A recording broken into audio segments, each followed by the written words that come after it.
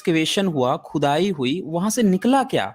इसके बारे में आपको कुछ भी नहीं बताया जाता। देखिए, मैं जो भी प्रेज़ेंटेशन देता हूँ, इसका कुछ न कुछ उद्देश्य होता है। यहाँ पे मेरा उद्देश्य है कि समाज में जो भी चीज़ें फैली हुई हैं, जो अंधविश्वास है, सुपरस्टिशंस है, उनको दूर करना और जो साइंटिफिक टेम्परामेंट है, उसको एनकरेज करना, यही मेरा एम होता है।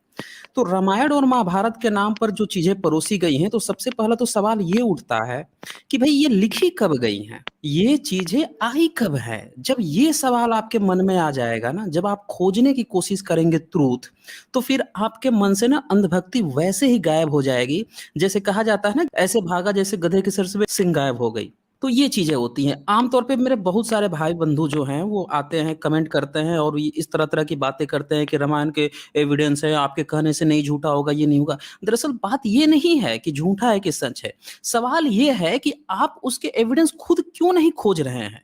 हम खोज रहे हैं और भी लोग खोज रहे हैं। यहाँ पे जो भी बंधु स्पीकर्स जो मेरे साथ स्क्रीन शेयर कर रहे हैं, वो सभी लोग खोज रहे हैं। आप क्यों नहीं खोज रहे हैं?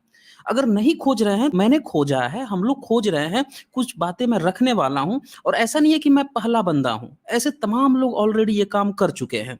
तो कम से कम उनकी बातों को देखिए और खुद से एक बार सर्च करने की कोशिश कीजिएगा। सच्चाई बिल्कुल क्लियरली आपके सामने आ जाएगी। तो सवाल ये उठता है कि ये लिखा कब गया है? तो अब मैं आपको बताता हूँ कि भारत का जो इतिहास रहा है, उस इतिहास में हमने देखा है कि यहाँ पे बहुत समृद्ध परंपरा रही है लेखनी की।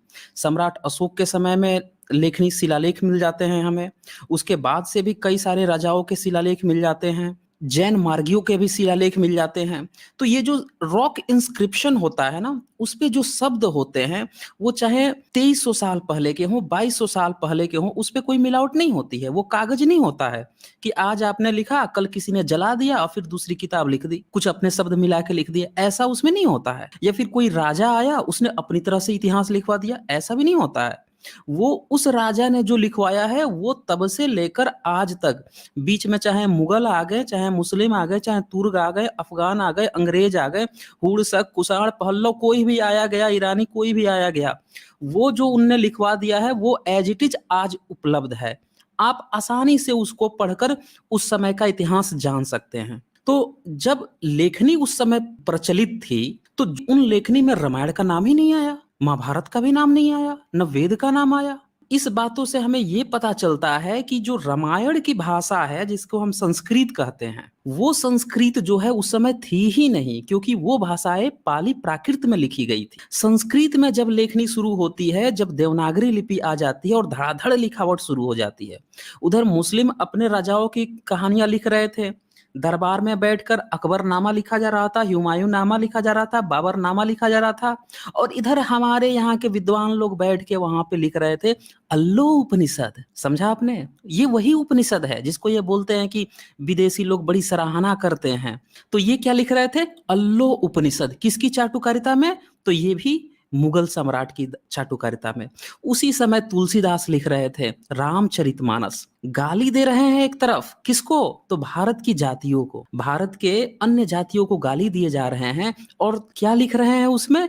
रामचरितमानस के राम उनके पैर पर आकर चंदन लगा के जा रहे हैं। लेकिन एक बार भी उन्होंने नहीं मेंशन किया कि उस समय राम का मंदिर तोड़ा गया। अगर उस समय राम का मंदिर होता और वो राम के भक्त थे और रामचरितमानस लिख रहे थे, जिसका पाठ घर-घर में हो रहा है, तो वो बंदा लिखता नहीं, उसकी छाती पर साँप लौटने लगता कि उसके आराध्य की मूर्ति तोड़ दी गई, उसके मंदिर तोड़ दिए गए, उसकी अन्य रचनाएँ भी मिली, कहीं पे एक शब्द मिला कि भई उसके जो है तोड़ दिए गए।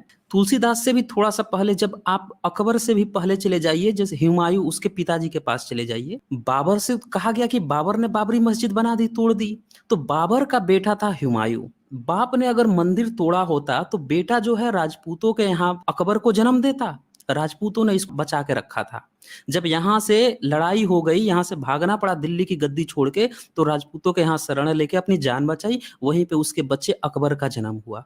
राजपूत अगर राम के वंशज होते हैं, अगर भारत के लोगों को ये बात पता होती कि बाबर ने राम मंदिर तोड़वाया है और उसका बेटा उसके घर शरण ले रहा है, वो शरण लेने देते? छोड़ देते ऐसे? वो तो सबसे अच्छा समय था उसकी हत्या करने का, भाई तेरे बाप ने हमारे आराध्य की मूर्ति तोड़ दी, मंदिर तोड़ दिया, मस्जिद बनवा दिया। लेकिन